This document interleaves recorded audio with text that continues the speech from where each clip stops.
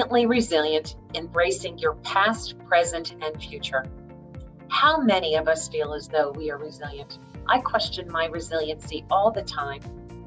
I'm excited to introduce to you a power duo. They are authors, speakers, and TEDx presenters. Fran Bontempo and Kristin Smedley will walk you through their personal stories through humor, passion, and compassion. They will share how they rose from the ashes, from the darkest of times to the best of times. Their moving stories will inspire you to stay focused, strong, and believe in yourself. So please join me in welcoming two amazing women, Fran and Kristin. Hey, good morning, everybody. We are Fran Bontempo. This is my buddy, Kristin Smedley, and we are your brilliantly resilient duo for today. We met a number of years ago, and the two of us know our brilliance, but we didn't always. We both know what it feels like to be lost, afraid, unsuccessful, unhappy, and unproductive.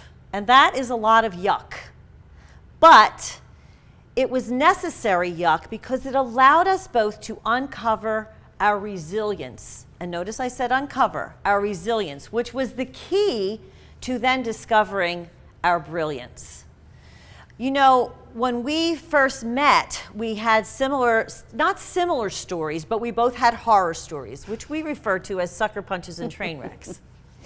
But what we found out was that even though the details of our horror stories differed, we both realized that we kept coming back to these same themes of resetting with resilience, rising, and then revealing our brilliance to the world.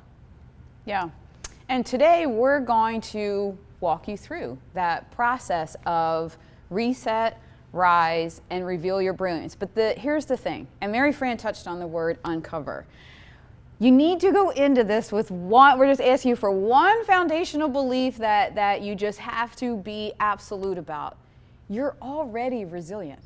We're just going to uncover it. Now, I am a slow learner. I did not know this years ago. I was like, it was extra hard for me in the sucker punches to come back from them because I thought I had to learn all this new stuff. You're already resilient. So that's the beauty. It's going to be easier than you think. You're already resilient. And if you think back to, Fran always says to me, remember when you were a kid, when you learned how to walk, you didn't do it on the first try, because I'm a little bit of a perfectionist, right? You didn't do it on the first try. You fell, you got back up. You fell, you got back up, and you figured it out. That's pretty much what this system is going to help you keep remembering, and you uncover that you already are resilient. Yep.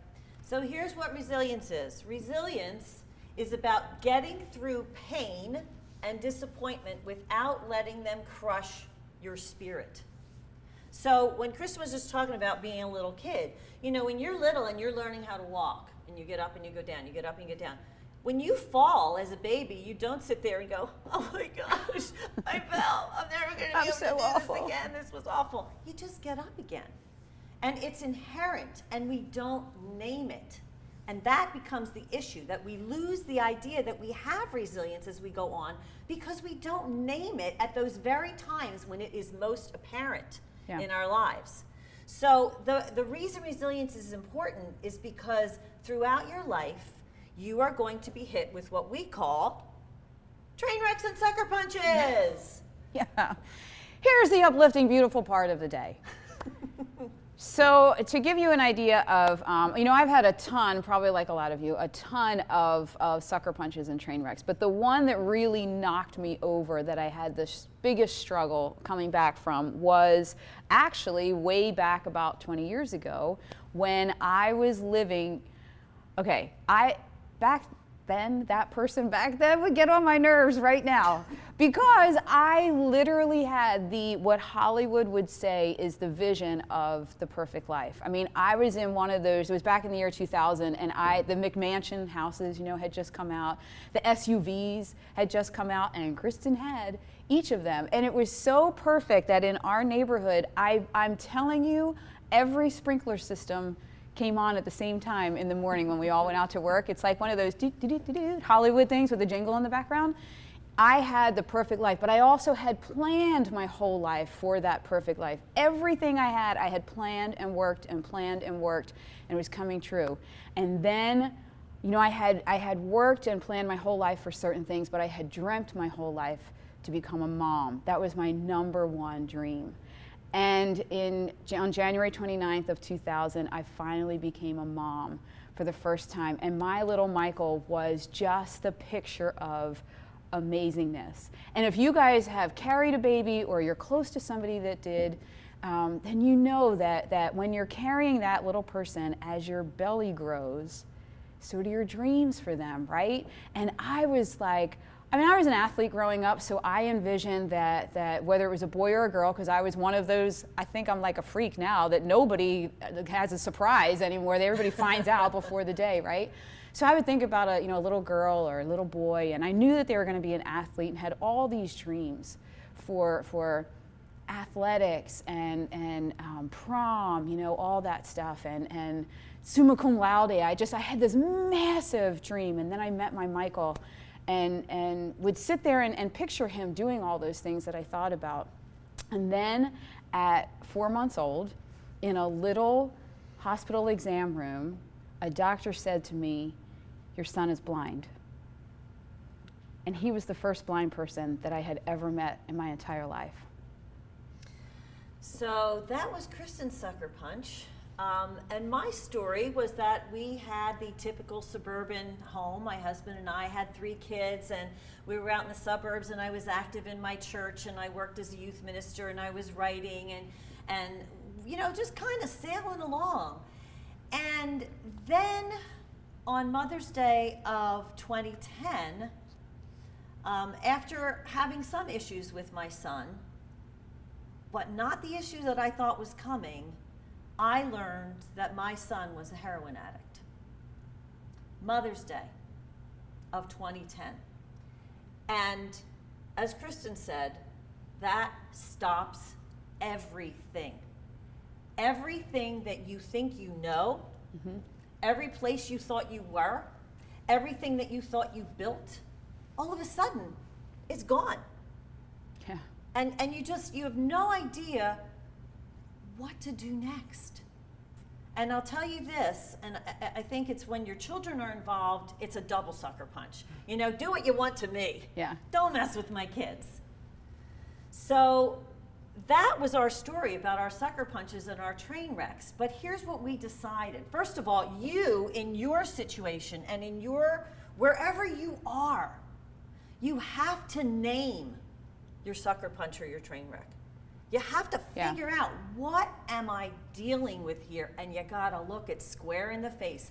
Because I will say this, the 2 greatest companions of sucker punches and train wrecks are distraction and denial. I knew something was going on with my son. I knew something was going on. But he would have good days, and I'd be like, oh, he's just having a bad time of it. We are very good at distraction and denial. You have to name your sucker punch. Yeah, and when we did this, when we were talking all about this and developing this program 6 months ago, it may have been a struggle for some people to figure out what is their sucker punch or train wreck. And now look at this. Now we've all had one together, right? The whole world is having a collective, and it may all have impacted you all differently. And I had an additional couple of sucker punches, in addition to the blindness. But you have to, like Mary Fran said, you have to take a look at it and think about it in your head right now while we're talking through the rest of this. Of course, not everybody's had to deal with blindness or heroin addiction, but you are going through something now, I'm certain. And it doesn't have to be a ginormous thing like blindness or addiction. It could be the pecking of everyday life. Right? It just wears you down. But you have to recognize it for what it is, and don't minimize your sucker punch or train wreck, because it's yours. Yeah. And that's what you have to deal with and do something about. Yeah. So it all starts with a decision. And here's the decision that you have to make at the very beginning of this. Are you just visiting that place, or are you going to live there? Yeah, because look, think about it. We, in the show that we do every day, one of our now good friends that we had just happened to meet, Her name's Nicole. She's a business owner, and she has this incredible way of looking at this about, you get hit by the sucker punch, right? And you have a choice. Yes, are you going to live there, or are you just visiting?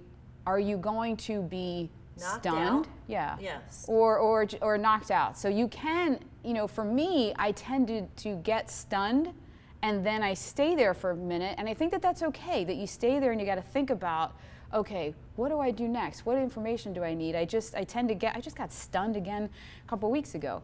But instead of being completely knocked out, you can sit there for a minute. One of the other business owners we had on that has a gym said that she had to take a breath and give it some thought about what she was going to do next. So I think that's important to notice, that I didn't just go, oh, blind?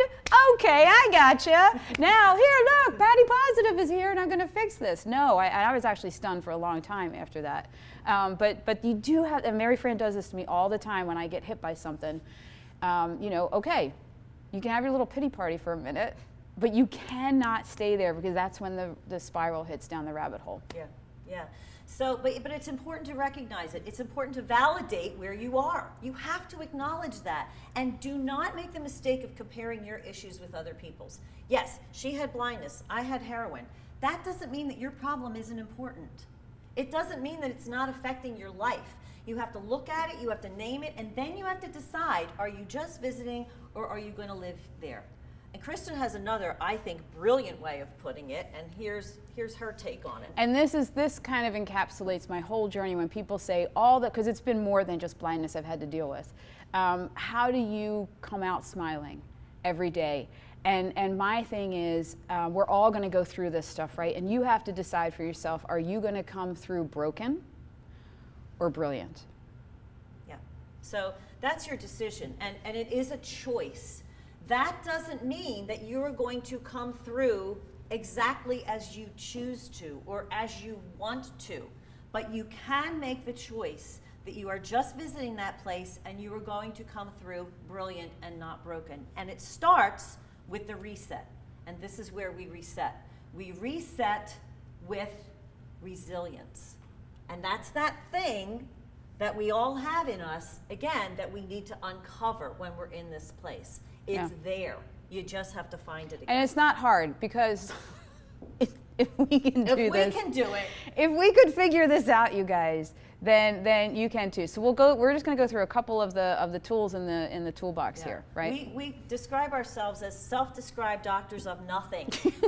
Nothing. Yeah. So if we can figure this out, you can figure this out. So here's what you do. You reset with your resilience and your reset toolbox. 3 things: values, what's important to you, your perception and how do you see it, and then controlling the controllables. Oh, that's the hard one. That's a hard one. That's a hard one for me. Let's start with values, because we're all in this spot right now where we're just going, what the heck is going on? This is the spot where you sit and figure out who you are. What is important to you? What values do you, like when you come across somebody in your life and you right away back up, there's something in that person that is not aligning with your set of values. And everything, we interviewed a guy named John Lee Dumas, who's huge in the podcast world with a show called Entrepreneurs on Fire. What he said was that your values have to come through. They come through in your work. If it's meaningful work, if it's something that you're going to put your heart and soul into, your values have to have a place in that. Yeah, and you tend to, if you think about it, if you are up against a brick wall with somebody or a project, or your business isn't going where you want, when you start to look at a relationship isn't going where you want, why am I in this pit? You start looking at what your values are, and is the project aligning with that? Is your work aligning with that? Are these people aligning with that? That is probably why you're finding yourself in this pit, or in constantly getting sucker punched. Yeah, and I tend to react to that here. When you feel that clench, something's off. Something's off with your values. So we do actually, if you're not exactly sure how to pinpoint your values, here's a resource. It's a website called viacharacter.org. And they actually give you a list that you can run through to figure out what your values are. Now let's just kind of clarify. I don't know how well, we hopefully can see the slide really well, but some values would be honesty, would be courage, would be my big one is trust. trust. When things are going, you know, I'm beating my head against the wall and it's like I'm having trust issues. If only I would have uncovered that a very long time ago.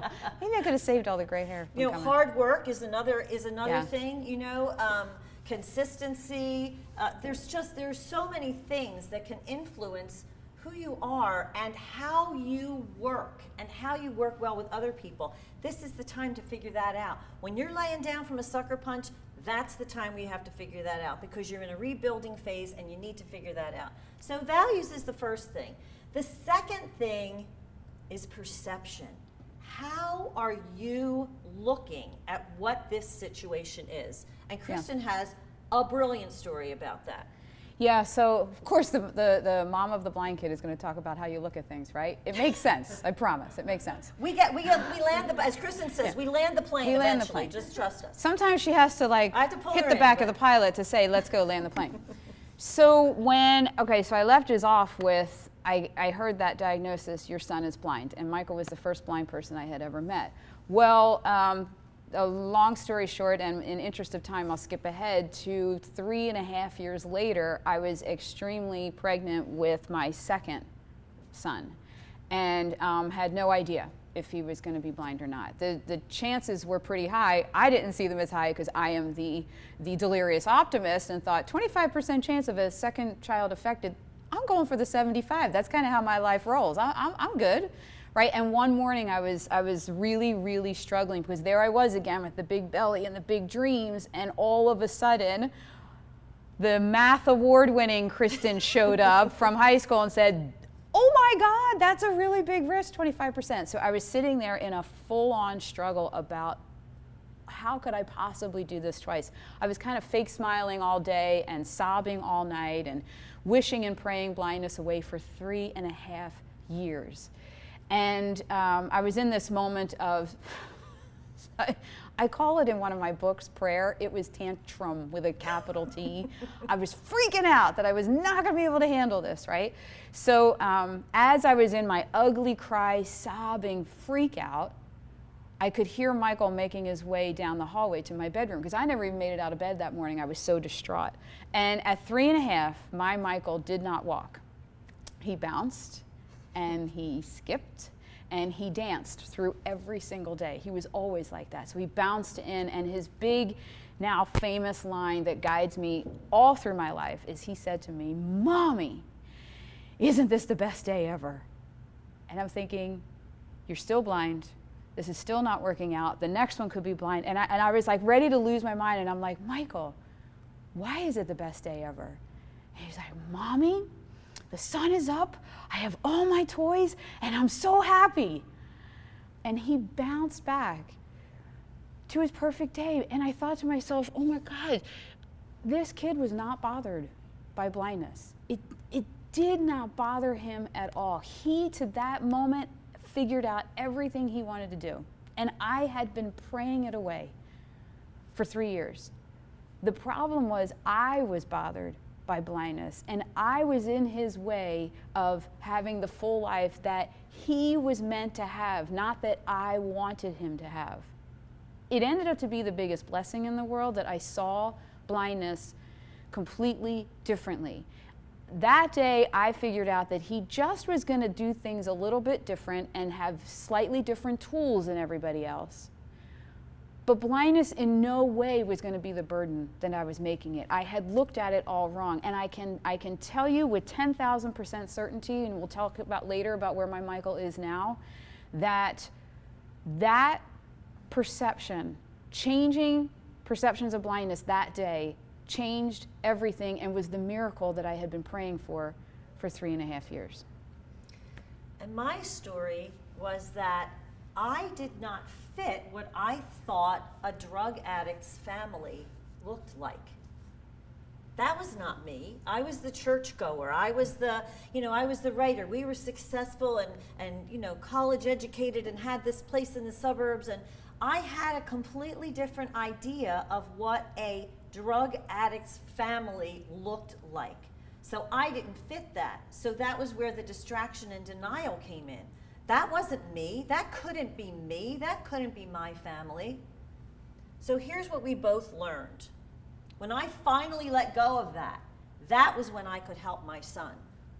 When I finally let go of what that I thought that was when I could start to find myself again. So here's the lesson in that. When you stop seeing things the way you think they are supposed to be, you can make room for what they can be. So you have to be willing to let go of your ideas of what something is supposed to be, or should be, or has always been. That doesn't mean it has to be the same way in the future. Now, this is the last part for your reset, controlling the controllables. I'm so bad at this. I want to control everything. What is in your control? How many of you, and if you don't have to raise your hand if you don't want to, but all your hands should be up. How many of you spin about things that are not within your control, but if only this were that way, then I could. Yeah. Right? Let's raise our hands. Raise them both. Raise your feet. Your It's all hands, good. raise everything. Yeah. If only this were the way that I wanted it to be, then I could do X, Y, Z. Put the if onlys in the closet and shut and lock the door. Put the coulda, woulda, shouldas in the closet and shut and lock the door. What can you control now in reality? Where can you make a change? Where do you have to let something go? The only way, I couldn't control the fact that my son was an addict. I couldn't fix that the way I wanted to fix it, but I could start there with that knowledge and acceptance of that's it. So what can I control in that situation? And that became my starting point. That has to be your starting point. Yeah, and I mean, blindness is huge, right? You're probably thinking, oh my God, how do you get control over controllables there? Where I started was simply following Michael as the guide. If he was, he was happy and he was figuring something out, that's what I could be in control of. Okay, we're not going to go to a water park that has things where he can drop off, and we're going to stay on this one side. Like those little things to start moving in a direction of out of a pit. And that's a key too. It doesn't have to be grandiose. It doesn't have to be huge. The best things start with these small individual steps. Take one thing and do one thing. And we'll get into that next, in our next phase, which is the rise.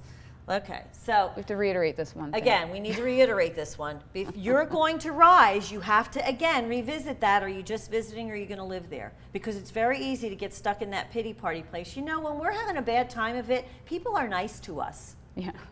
People give us a break. They don't hold us to the standards that we would ordinarily be held to. They pat us on the head and say, oh, poor you. Oh, your son's blind. Oh my God, that's terrible. Your son's a heroin addict. Oh my God, that's awful. And you know what? You need that at a certain point. But don't get stuck there, because that's a beanbag chair. That is a ginormous beanbag chair into which you can insert yourself and never leave. So you have to make that decision again. Are you going to visit or are you going to live there? And then we rise, and one of the ways we do that is become what I call a 15-minute master. So I wrote a book not too long ago called The 15-Minute Master, How to Make Everything Better 15 Minutes at a Time. And it starts with one basic principle. You take 15 minutes and you ask yourself 3 simple questions. But the first question is the most important. And the first question is, what can I do about this? Not what do I want to do? Yeah. Not what's my fantasy idea? What can I actually do about this? And here's what your rising toolbox consists of. Your rising toolbox consists of your resources. We'll talk about each of these in a little bit of detail. Knowledge, time, etc. Your skills and your talents. Your tribe. And lastly, the outcomes. We'll get to the outcomes in a minute.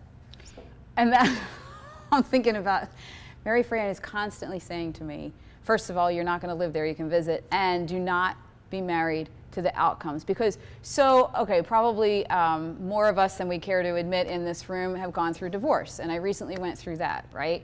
And I was so stuck on, I'm never going to have a 50th wedding anniversary. Who cares? Who cares? Because it was a nightmare, right? Why would I want 50 years of a nightmare? But I was so in that outcome of, no, my parents just had their 50th wedding anniversary. I am going to have a 50th wedding anniversary. And I had to move that past that goofy outcome that I was so married to, with this one chirping in my ear nonstop, just move forward. And I also have to back up for 1 second about the 15-minute master, 15 minutes at a time. I also use that 15-minute master thing for the 15-minute pity party when I am stuck and I sit there and literally time myself for 15 minutes and I go, all right, now we got to move on into this next part that we're going to talk about. So when we're talking about rising, you want to take a look at what your resources are. And by resources, I mean, what knowledge do you have and what is available to you in the greater world? And here's the thing, we all have the internet. We have the entire world available to us as a resource. So the first thing when you're trying to figure out how do I get out of this, whatever this mess is that I'm in, what are your resources? What knowledge do you already have about it? And if you don't, what resources are available to you that you can reach out to someone else? I mean, clearly, when my son ended up overdosed in the hospital, the first thing I did after I spent the night in the hospital on a 2-seat waiting room bench trying to get a little bit of sleep, the first thing I did when I went home was Googled everything that I could do about it. And where could I send him? And what places could I get help? So what knowledge did I have at that time? Not much. I was Marcia Brady growing up. I was, the quintessential good girl. And I had no knowledge of that. I never even smoked cigarettes, for heaven's sakes. So I had nothing, but I knew where I could go to get it. So you need to explore your knowledge. Then you also have to look at what your skill set is. And this is where the two of us, I think, shine in that area. Yeah, and interestingly enough, I was so devastated with having blind children that I had to stay home and care for them. What I didn't realize until a few years in was I had planned my whole life to be a teacher, and I was going to be teacher of the year. Like, I don't do anything small, right? So I was like going to make this huge impact. And then I thought, oh my gosh, once I got over the outcome was I was supposed to have these kids on football teams and baseball teams and all of that. Once I got over that, I'm like, I am their #1 resource for I have all the skills of teaching. If anyone can bring these kids to where they need to be, it's me.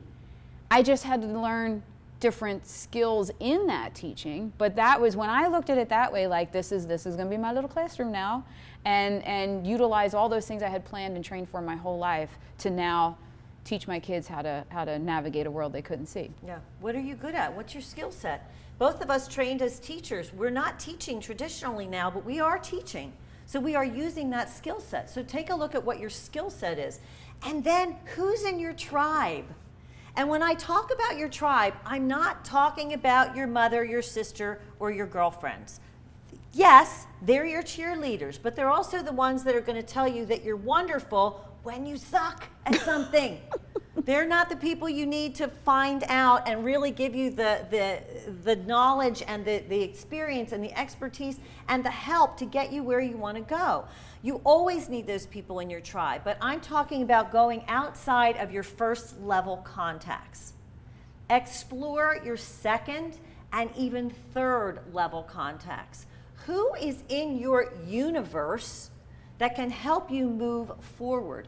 And all of this is designed to take you to one thing, a single action step. One thing. You are not going to solve all of your problems in a minute.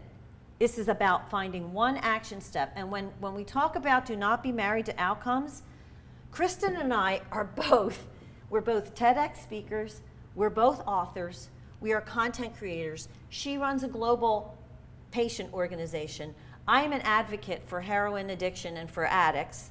We host a daily show, a weekly show. I don't know. We've been on the air for a long time since this whole thing started. You love to see this face every single day. Every single day. We have a masterclass. We have a mastermind. We have another book coming out. This was not part of the plan.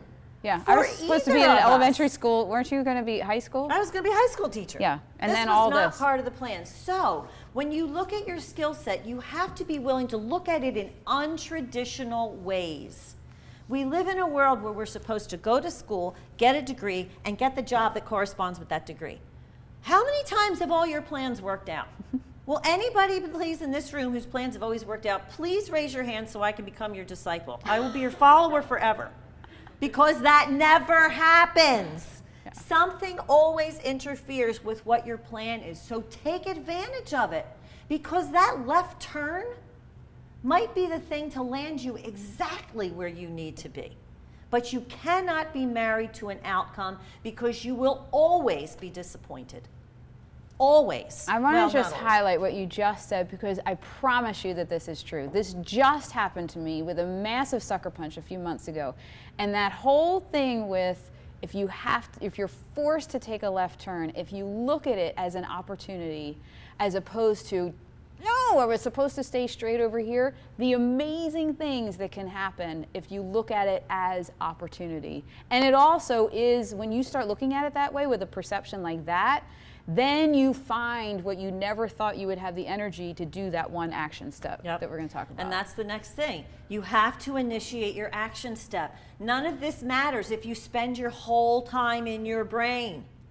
Or in the planner, writing it down and not doing any of it, which I'm famous for. I'm gonna do this. And I fill it all in, and then I'm like, next day I'm like, I just put all the arrows to the next day. What I said yesterday, now we're gonna do all that today. Eventually. Eventually has to be today. Eventually has to be now. You don't get a whole lot of endless amount of time. Pick one action step. The whole 15-minute mastery, you ask yourself what you can do, you look at your resources, you look at your tribe, you look at your knowledge, your skills, you write all that stuff down, and then at the conclusion of that, you pick one action step. And then guess what? You let it loose in the world and you see where it goes. Because one of two things is going to happen, something or nothing. And if the something that happens leads you in the direction that you want to go, then you do your next action step. And if nothing happens, then you reevaluate. Or if a bad thing happens, then you go somewhere else with it.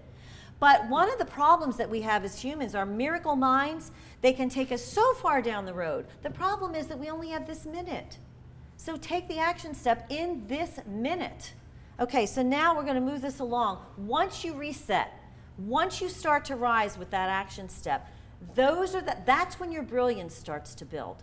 You have to start somewhere, and that's with what the rise is, with that action step. So brilliance is exceptionally clever or talented. Thank you very much. Thank you. Thank you. Thank you.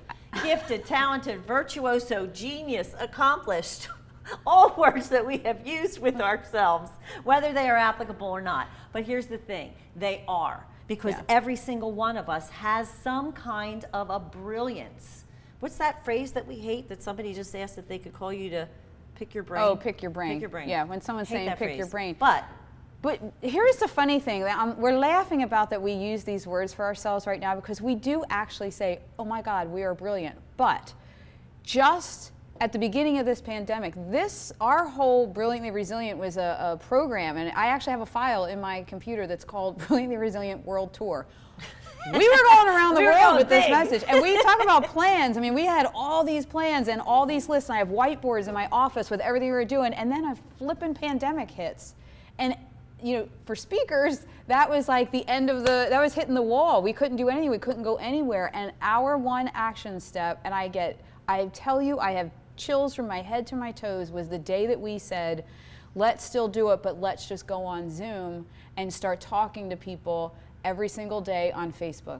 We had no idea where that was going to go. And you guys, with hair like this and all salons were shut down, to say, yeah, let me go live every single day with this hair, but that one little action step of, we could have sat there and said, well, if we don't have the lighting, and then let's wait till next week when we have lighting, and I need a better computer, and I need a better this. Nope, we just turned the computers on and started talking and asking people to come on and help us share tools of resilience. And now, where that has taken us from that one little step is incredible. And just saying, let's see what happens, because we didn't know. Let's see what happens. So here's the thing. This is always the thing I love this slide for a lot of reasons. The slide is of an island, like a desert island. So I love it for a lot of reasons, not the least of which is when you're in the midst of a crisis, you feel like you're alone on a desert island. It's very hard, even if there's a million people out there who have had your experience, it's your experience, so it's personal. But the reason I like this slide is when I talk about brilliance, we like to talk about transferable skills and how you can unearth your brilliance with what's already in you. Do you remember the movie Castaway, where poor Tom Hanks ends up in the middle of this desert island with no idea of what to do, because guess what? He wasn't a desert island survivor. That wasn't in his repertoire or his resume or whatever. He just ended up being stuck there, which is what we feel like when we're in the middle of a crisis or a sucker punch. And he had to figure out with what his skill set was, what his knowledge base was, by trying things, he figured out how to survive on a desert island. He even figured out how to be a dentist, which is one of the worst scenes in the movie when he has to take out his own tooth. I don't know why you have to bring that up when you tell this story. I think I know. that you should skip over that part. I should skip over that part. So it's the worst scene in the gross. movie. Until Wilson disappears, then that's the worst scene in the movie. Just keep bringing us down, Mary Fran. Just keep bringing us down. But the beauty of that character is this. A skill is a skill is a skill.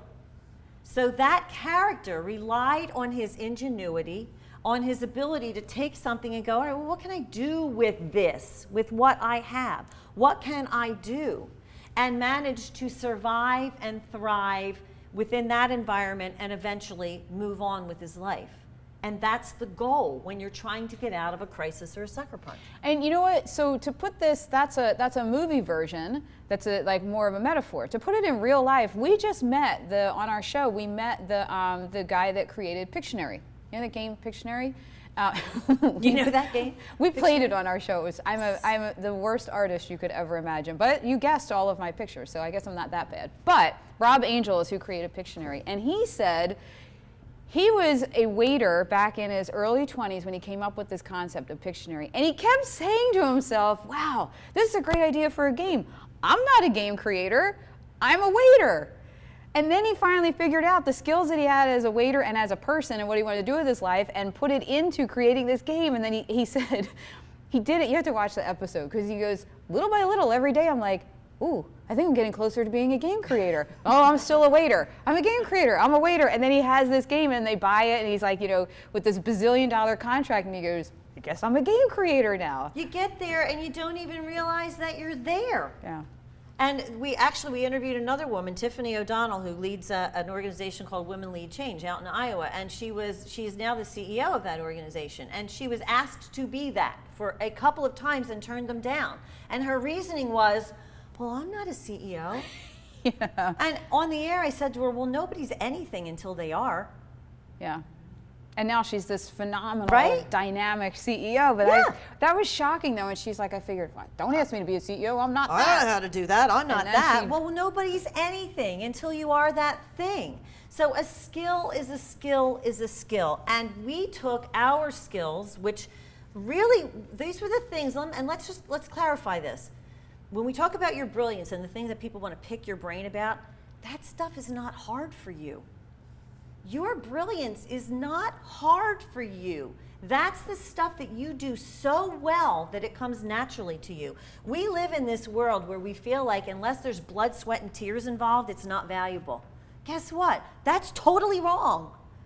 Your value is in the stuff that comes easily to you, the stuff that you do well, the stuff that you are drawn to, the stuff that people ask you for help with. That's your brilliance. How can you use that in all different ways? How can you use that? I'll show you how we used it. We're TEDx speakers, we're authors, the nonprofit founder, all this stuff that we never planned on. But we were willing to be open, to take a step, to use our skill set, to ask for help. Hello, put your hand up. We do it all the time. Yeah. You know, actually, when I started the nonprofit, I'm not a nonprofit starter, right? But I started a nonprofit for my son's blindness. And someone said to me, well, actually said in a really big forum through all these emails, oh, isn't that great? That cute little mom thinks she's going to make a dent. And I was like, he's right. I have no business being in vision research or patient advocacy. I didn't know anything about that, right? I will say, and if you need some motivation for doing something, Think about my kids. I had my kids as the biggest motivator, so I kept on going. But I was not a nonprofit starter or any of those things. I did end up on the floor of the FDA testifying on behalf of the first ever vision restoration therapy with that same person that said, oh, this is a cute little mom is going to make a dent. You know, and I'm like, and it took like the 7 years of that journey I turned back around and I'm like, I guess I am a nonprofit starter, you know, like, but when you have that conviction, if you've never read Promise of a Pencil, read that book. You can read it. I read it from the Philly to Dallas flight. It's a quick read about this guy that started this incredible Pencils of Promise.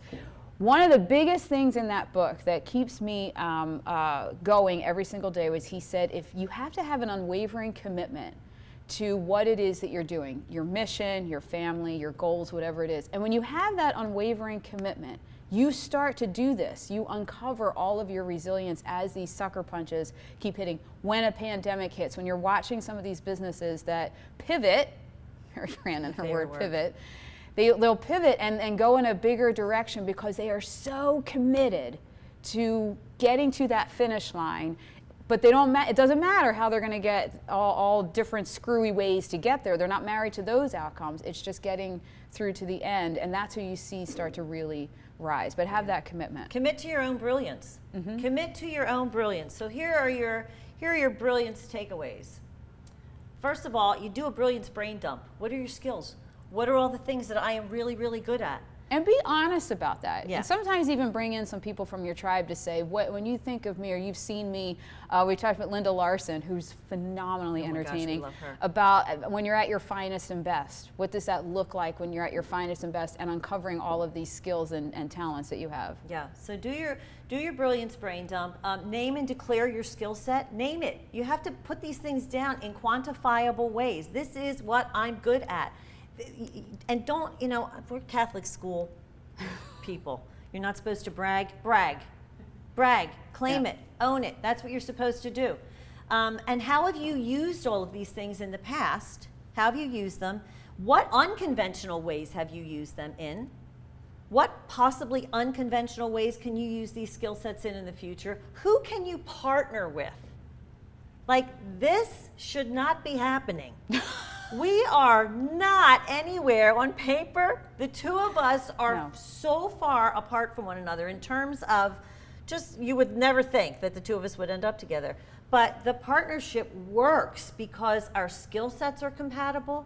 We have the same value system. Yeah, I think that's the biggest one is our values, because then, we have the same underlying core values in what we want for ourselves, our families, and our work, so that the respect is there, the towing the line when somebody else has something going on, and being able to admit, like I had to admit that writing for me it's the hardest work for me, because ever since I was in school, I was trying to negotiate with English teachers and term papers. I'm like, can't we just talk about this for a while? Can I just tell you everything I know? Do I have to write down? And this one's like, I love to write, and she's writing all this stuff, and then I'm like, and I'm yelling at her to get on.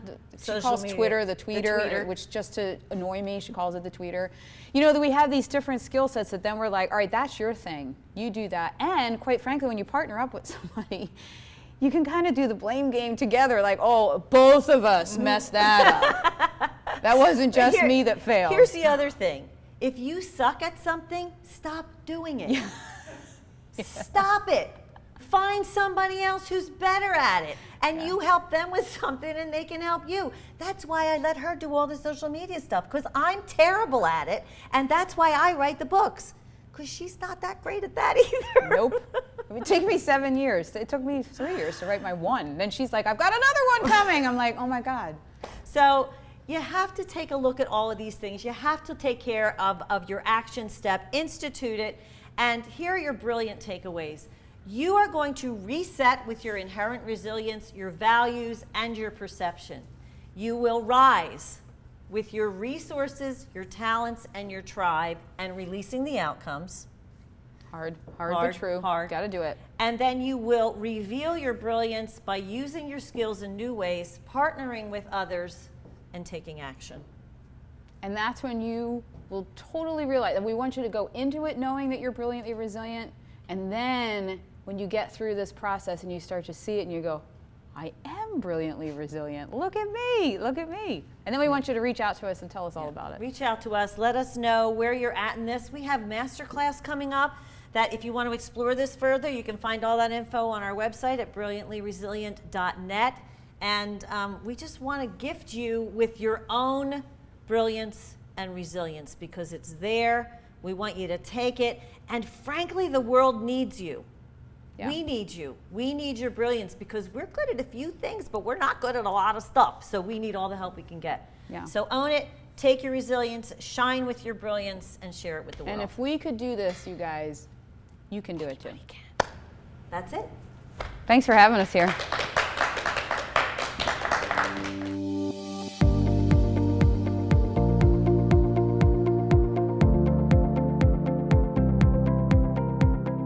I would like to take a moment to thank our generous sponsors. Through their support, we are able to bring you quality programming and a virtual networking experience. I'd like to thank our corporate sponsors, Philadelphia Federal Credit Union, Parks Casino, TD Bank, Marshall's Distribution Center, Philadelphia.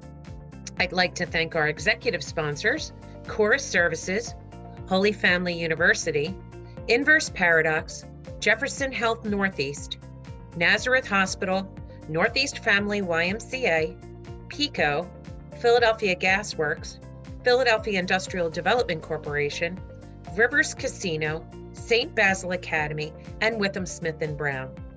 I'd also like to thank our media sponsor, Northeast Times, our production sponsor, Viral Ideas Marketing, and our session sponsors, Fast Signs of Northeast Philadelphia. Please take a moment to reach out to our sponsors and share your positive experience as a subscriber of the 2020 Women in Business Conference. Thank you very much for subscribing, and we hope you enjoy our programming.